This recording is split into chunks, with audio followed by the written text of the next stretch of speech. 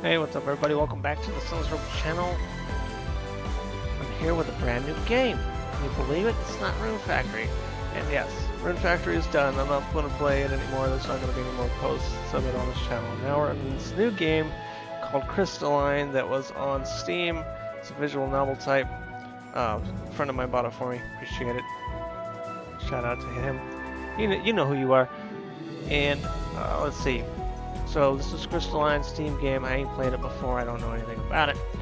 And I did kind of play it like I sped through all the dialogue just to see what kind of game it was and how I was going to record it and what I was going to do, if it had any chapters in it and stuff like that. And it doesn't have any chapters in it, and I'm just going to have to pick random times to just stop the recording, because I'm going to be playing this game a little bit different. I'm going to put myself in the shoes of the heroine. There's not going to be any additional dialogue for me. I'm going to pretend to be the guy talking. I'm going to be Sinless Rogue in Crystalline. And I hope you'll enjoy. So without further ado, let's get playing. Let's find out what this game is about.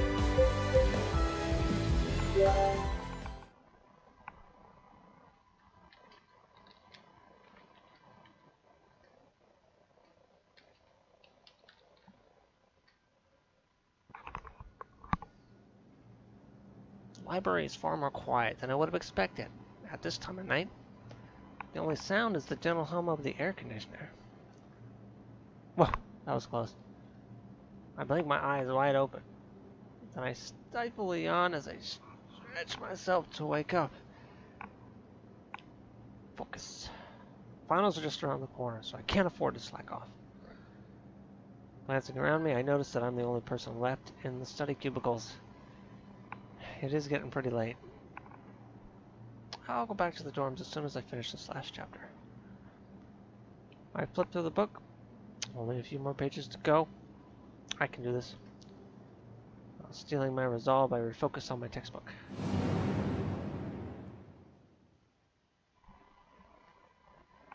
The words on the book blur together as my eyelids grow heavy. I fight to keep my eyes open, but my lids continue to droop.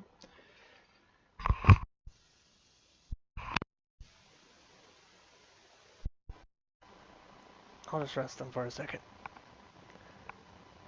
Something jerks me awake and my eyes blink open. A bright light illuminates the room, blinding me until all I can see is stark whiteness. I throw my arm over my eyes to shield it from the light. After a few seconds pass, the light seems to dim, but it doesn't feel like the same fluorescent glow of the library bulbs.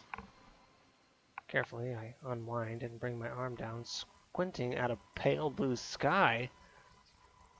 A mild breeze tussles my hair, blades of grass tickle my neck as they wave in the wind. Where am I? I'm about to push myself up off the ground when something pops into view. A round blue blob with two dark eyes blinks at me. Poi? It bobs slightly like pudding. When it notices my stare, it opens its small mouth and takes a dainty bite of my nose. Hey! The creature's bite doesn't sting, but feels like a cool splash of water. Before I can take another, I scramble to my feet.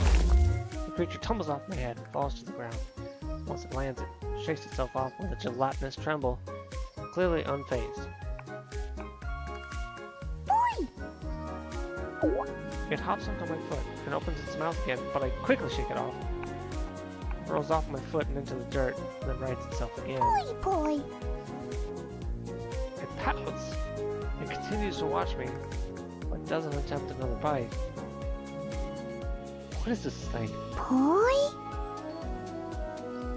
It cocks its head, as if wondering the same about me. That's unsettling. I take in the scattering trees around me. Their tall branches kiss the sky. There's a winding dirt trail which weaves through the trees. As I follow with my gaze, I see smoke billowing out of thatched roofs of a village in the far distance. Where am I? Last thing I remember is studying at the library. That's it. I must have fallen asleep. Now I'm dreaming. Poi? I glance down at the blue creature. What? At my response, it leaps out. Boy! Whoa! I scramble away from it and it lands back on the ground with a soft thud. That thing can jump pretty high. I need to be careful. What's your deal? Boy! It leaps again and again. I retreat. Stop that. It dodges as it jumps, then I begin to run. To my surprise, the blob keeps pace with a series of nimble bounces. Boy! Seriously! Stay back. It musters up one long leap, and I turn around the corner of a sturdy tree to avoid it. I didn't notice the other person until too late. We painfully collide, and I lose my balance before toppling over. Fortunately, my hands catch myself, protecting my fall. When I open my eyes, I see a woman. Her eyes are scrunched shut, and her mouth is twisted in a grimace. Her long blonde hair is splayed out around her. As she lets out a small groan, she blinks her eyes open and fixes her gaze on me. My bad. As I meet her gaze, my face flushes and I push myself to my feet. I'm so sorry. Are you hurt? I extend a hand. She hesitantly accepts it, and I help her up. Just a little sore, but otherwise I'm fine. Are you hurt? No, I'm fine. I'm sorry again. I should have paid more attention to where I was going. It's partially my fault. I was distracted. Boy? Creature is right by my foot again.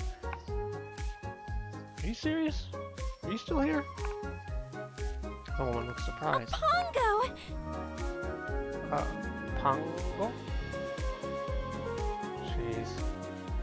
Well, that poke man last night is making me see things. Poke a man? Boy?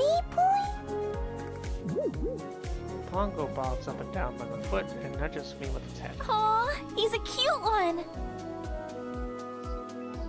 He? Yeah, you can tell by the shape of his eyes. Oh. I think he wants you to hold him. He's trying to eat me. I doubt that's what he wants. Oh, don't be silly. He's harmless. The woman leans down and reaches for the Pongo, but he hops away from her. You'll probably like this hand better. She extends her other hand and offers the Pongo her gauntlet. He stares at it before turning away and hiding his face behind my leg. Boy! A Pongo who refuses magic energy? Wait a minute. Are you a mage? That's not a real occupation. I'm a student. Of magic? No. A full-time post-secondary student.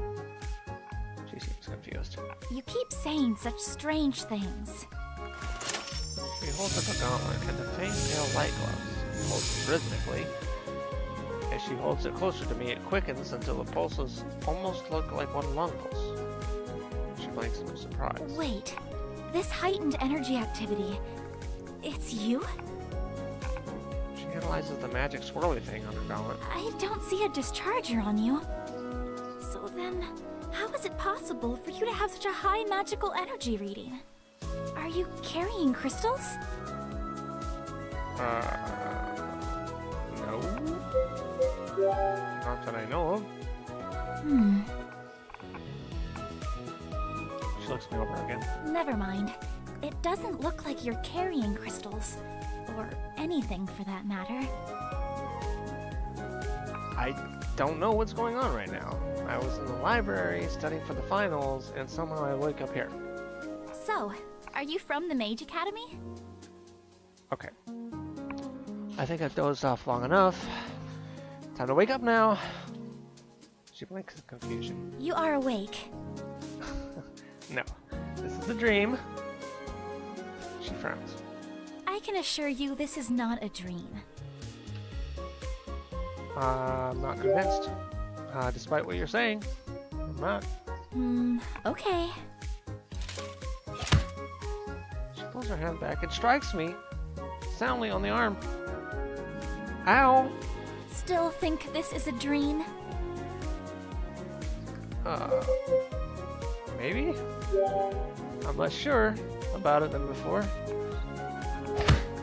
She punches me again in the same spot. How about now? You might be onto something. Yep. You know, you're right. This is not a dream. She gloats. I knew you'd eventually come to your senses. So if this isn't a dream, then where are we? We're in Meadow Hill. Meadow Hill. Where's that? It's a part of the Kingdom of Havengard, of course. Havengard. She looks at me like I'm crazy. It's the largest of the 3 kingdoms. Actually, where are you from? Oh, I'm from New York. New York? Yeah, you know, part of the USA. USA. USA? No, the United States of America.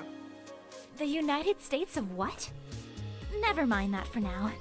If you don't have any crystals, and you don't have a discharger... Have you casted recently?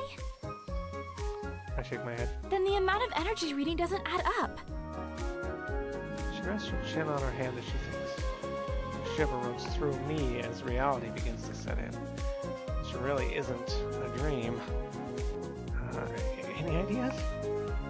She shakes her head. Maybe the Mage Academy can provide answers. Mage Academy. That's a start. Sounds good to me. How do I get there? Oh, it's in the center of Illumia. Where? Illumia. You follow the path going north until you arrive at the crossroads. Then you head... The voice trails off as she notices my expression. I'm actually heading back there now. You can come along if you want. As I contemplate her offer, I look her over again.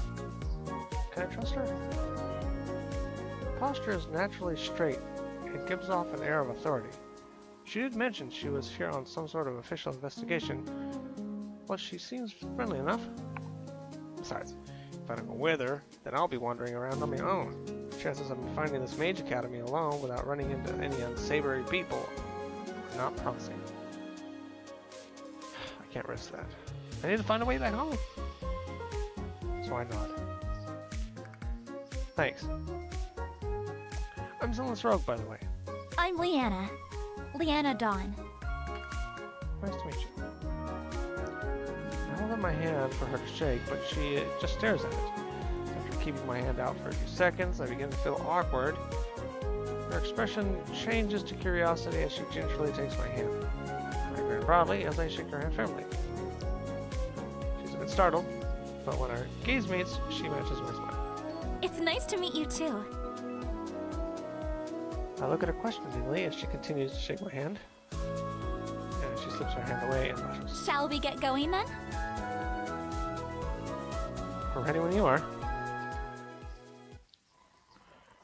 Leanna nods and brings us back onto the path, and then she walks in the direction of the village. The Pongo follows us, staying a step behind. We traveled for quite some time together.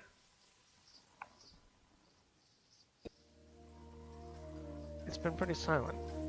I wonder if I should say anything.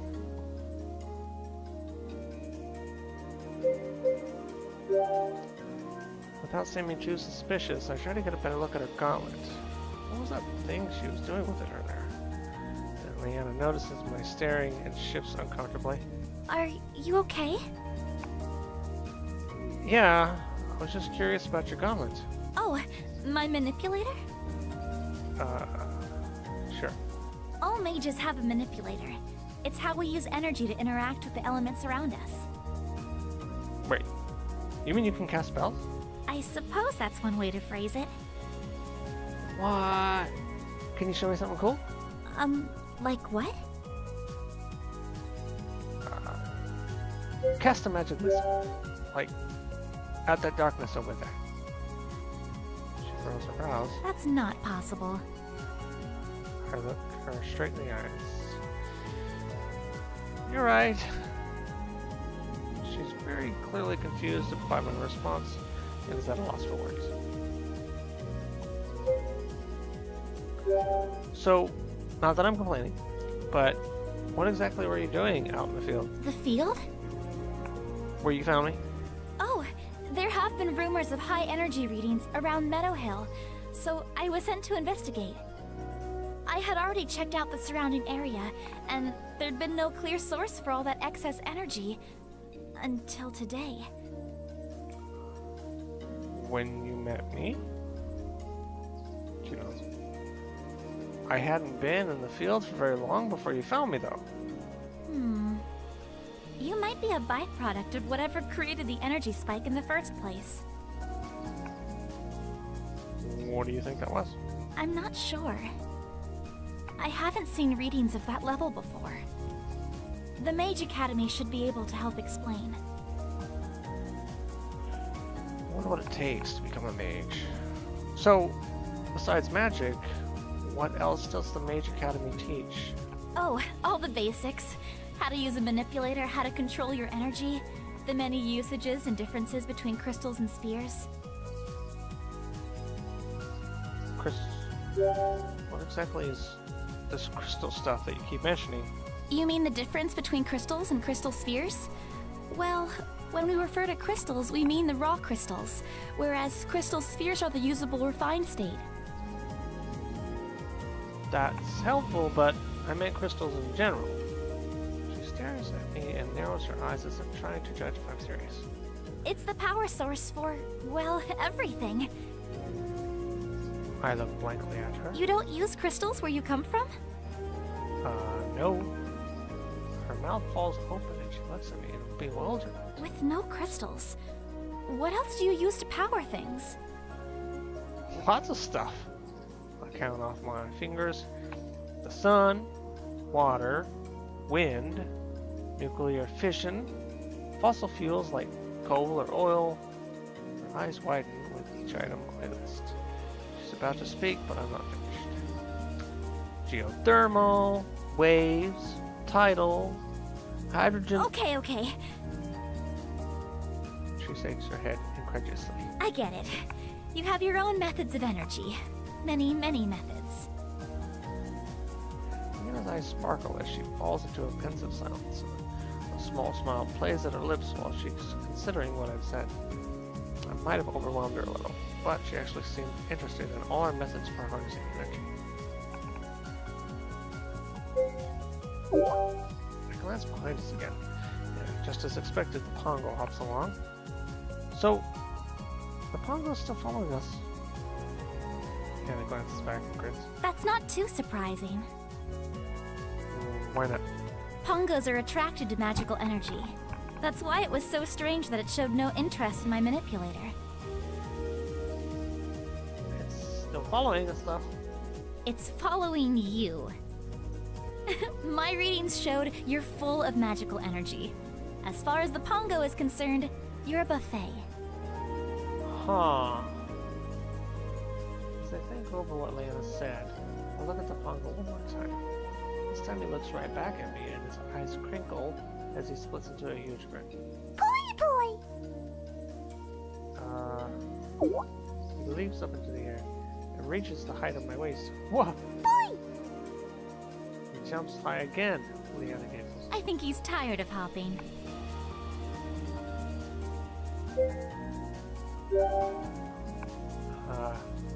I guess it can be kind of hard to keep up when you're so much smaller than us. I hold up my hands and the Pongo hops right into my palm, but he doesn't stop there.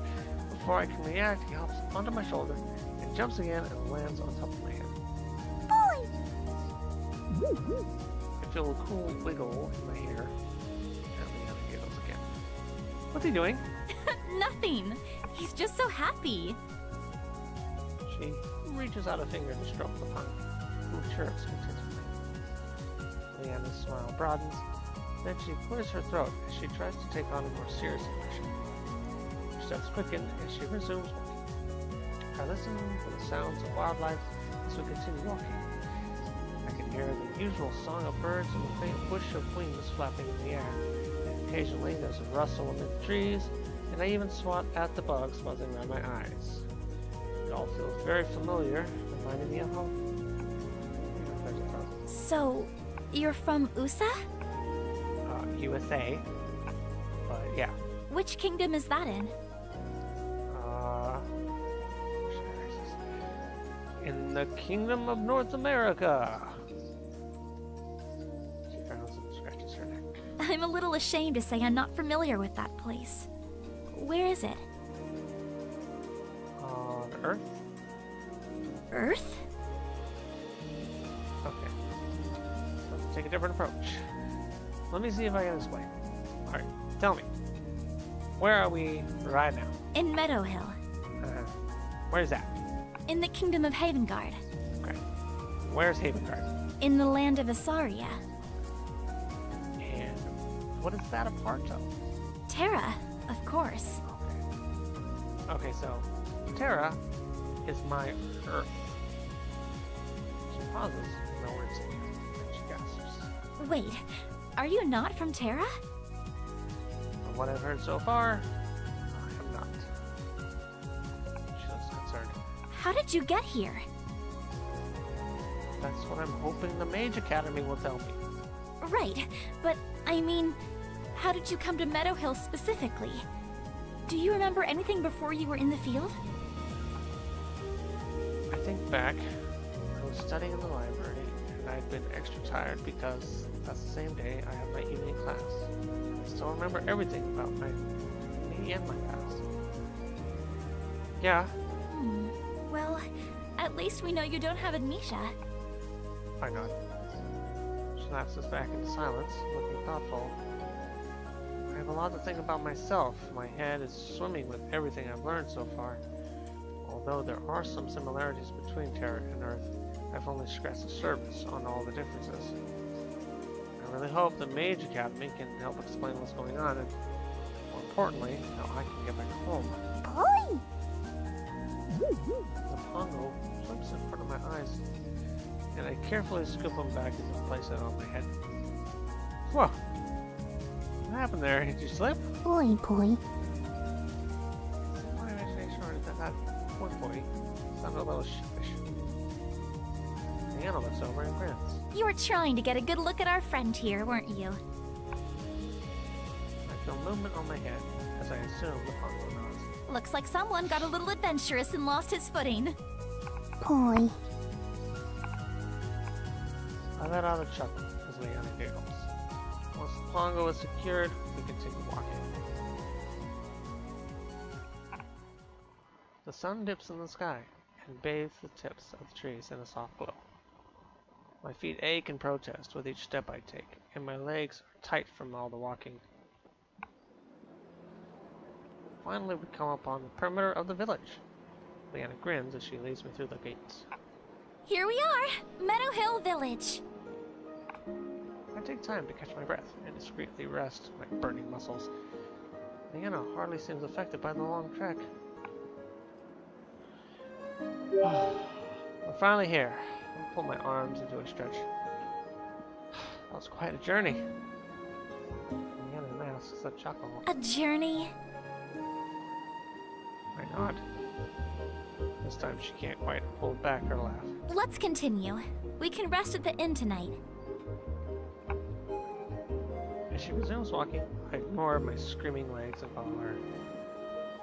The village is still bustling with people, even at this time of day. I suppose they're getting in their last errands before nightfall. For the most part, everyone seems to focus on their own tasks. They barely glance at Leanna, but when their gazes are drawn to me, they don't look away. In fact, their steps slow and they crane their necks as we pass. I know how an animal feels at the zoo. Leanna overhears my muttering and watches the people around us. It's your clothes. They're very peculiar.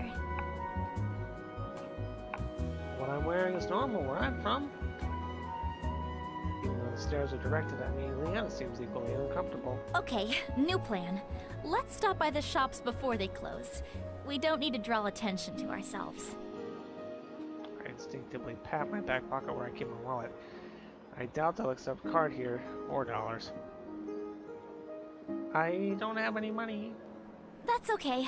I'll take care of it. That's generous of you. Really appreciate it. It's understandable given your circumstances. Pay back when I can. Leanna smiles and nods. Leanna changes directions and leads me towards an adjacent street. There are rows of quaint shops lining both sides of the road. We read the signs as we walk by. Edwards, Apothecary, Blackstone Forge, Dragon Scale Armory. Huh. What is it? I was just thinking how convenient it is that everything is in English here. English? I should have expected the question based on how our previous conversations have gone. But I'm still a little taken aback. It's what we're speaking now? We're speaking common. What? Leon pauses in front of the shop and peers inside. Satisfied, she motions for me to follow. Never mind. Come on in. We're here. I step into the shop and the first thing I notice is the overpoweringly musty smell of leather. It's not surprising, considering the walls are lined with different types of leather wear. A small elderly man emerges from the back. A pair of round glasses sits on his nose as an apron hangs around his neck. Welcome. Please, take a look around. His smile falters when he notices me. Leanna clears her throat. We're looking for a new wardrobe for my friend here. Yes, of course. The shopkeeper blinks back to reality and resumes his manage. Well, you've come to the right place. We tan our hides and stitch the pieces ourselves. You won't find any finer quality than here. Leanna smiles politely and strolls towards the selections. I check out two seemingly identical leather vests, both of which are marked at different prices. I really can't see a difference between the two. Maybe they boost different stats. Leanna, she turns around. Which of these will increase my dexterity? I suppose leather armor will allow for greater range of motion while still providing decent protection. That's the benefit of the armor type. I mean, dexterity. She blinks. So, none of these raise any stats? Leanna gives me a weird look. Do your clothes where you come from raise stats? Only if you consider cool points to be a stat. She looks just as confused as before. Never mind. She smiles as we continue pursuing. One by one, Leanna and I pick out my new outfit. Once all the pieces have been chosen, she goes to haggle with the shopkeeper. I tune out of their discussion and watch the people passing by. Their clothing are simple in design, meant to be more functional than aesthetic. To my surprise, everybody walks around armed. This village doesn't seem dangerous, but looks can be deceiving. Why don't you get changed now? There's a space in the back to give you some privacy. I nod and take my clothes from her. Once I've ensured privacy, I quickly get changed. Luckily, these clothes have pockets, and I can transfer everything over. I palm my wallet, deck of cards, and loose change. Next is my phone. I try to turn it on just to see if it'll work, but it doesn't react. The battery must be dead. I get the feeling they don't have wall chargers around here. And shrugging it off, I slip my phone into my pocket too. When I emerge, Leanna gives me a once-over. How do I look? She grins and nods in satisfaction. Wow, look at you! Just like a native. This look suits you. I match her grin. Thanks. Let's go find the inn now. She heads out to the shop and I follow her. Actually, maybe we can stop by the armory? She pauses and looks curiously at me. Armory? You want to get a weapon? Our question is careful, cautious. The goal is to blend in, right? It's weird that a person wearing leather armor is traveling unarmed. I look like a hostage or something. You do have a point. Plus, it could come in handy. Why do I not like the sound of that? Do you know how to use a weapon? Again, although her voice holds no hostility, I can sense her caution. I practice kendo competitively. She blinks. It's a type of sword fighting where I'm from. I see. Leanna falls silent as she gazes out into the street. After an extended pause, she nods. We head to the forge where rows of blades, ranging from long swords to short daggers, hang from the wall. All of the blades look fairly plain, but the steel edges glint dangerously amidst the warm glow of the forge. Unlike the previous shopkeeper, the metalsmith ignores us as he pounds out a red-hot blade. Sparks jump from the dangling metal, clanging metal, reminding me of fireflies. Leanna lets me browse the swords. I reach for one that catches my eyes. As I gently remove it from the shelf, I miscalculate its weight and drop it. The steel scratches the ground with a sharp screech. The metalsmith pauses in his work to glower a warning. Leanna looks on in shock. Careful! I quickly right the sword back up and grip it tightly. Leanna now watches me with intrigue. Is this the first time you've held a sword? Nothing beyond wooden swords. I take practice swing and fumble the sword. Luckily, I tighten my grip and get it under control. Leanna looks uneasy. I swing again and the movement flows naturally. As the sword cuts through the air with a sharp thwing, I can't help but admire how smoothly it slices. This is high-quality craftsmanship. Let's go with this one. As before, Leanna discusses with the shopkeeper. When she returns, I strap the sword to my belt. We make one more stop to gather supplies for our travel, but by the time we're finished, the sun is set and darkness blankets the sky. The town is aglow with soft lights glint from within houses and lampposts on the streets. As we pass by a lamppost, I peek inside and see a small crystal shining brilliantly. Using the lights to guide us, we find the inn. I take a seat at one of the crew tables while Leanna talks to the innkeeper behind the bar. There are a scattering of other patrons, mostly men who sit alone, nursing a tankard of what I assume to be ale. I stifle a yawn. Now that I've had a chance to sit down, I feel the full weight of my fatigue. Luckily, Leanna returns and hands me a key. This is your room for the night. It's right next to mine. Thanks. She nods. They should be coming out with our dinner soon. Then we should get to sleep. We have an early start tomorrow. My stomach grumbles in anticipation. Sorry. Leanna smiles as she sits in an empty stool next to mine. Our meals arrive and I stare at the bowl before me. It's a goopy, thick stew and looks about as appetizing as dog food. But it smells pretty good. What is this? It's stew. What kind of stew? Rabbit.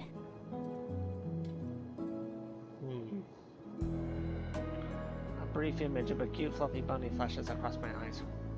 Is something wrong? No. All good. I'm all about trying new foods. Nothing's wrong. This is fine, thanks. I take a tentative bite of my stew. How is it?